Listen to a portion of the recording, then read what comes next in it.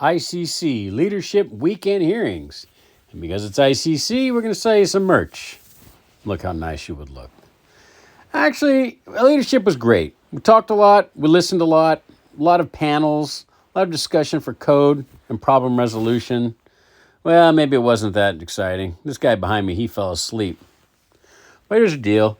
It's down in Florida. Everybody signs in. They call them the committee action hearings, but I'm not sure about the action part of it. It was actually kind of sleepy. But here's what happens. Every chapter in the code has a committee, and that committee receives all kinds of suggestions for code changes and code alterations, or code removal. They discuss a lot of merits and impacts of the proposed code, or the resolution of such code. And then a lot of manufacturers chime in. Eventually, anyone who's an ICC member gets to vote, and then they tally all the votes nationwide. And this is how our codes are adopted. I was introduced to a great group, Wicked, Women in Code Enforcement. It gave me a really cool hope for bringing women into this business, which I've always promoted, and they were just a real fun group of people.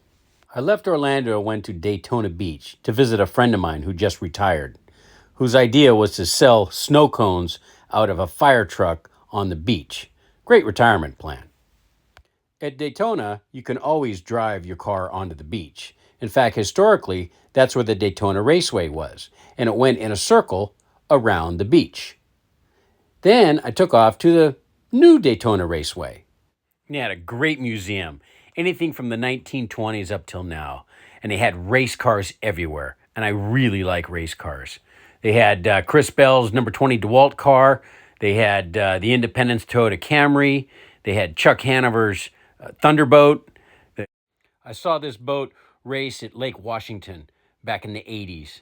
Then they had Richard Petty's number 43 Plymouth, Dale Earnhardt's car, and last but not least, the fabulous Hudson Hornet. Yeah, you remember the cars, Flick. It was a great time.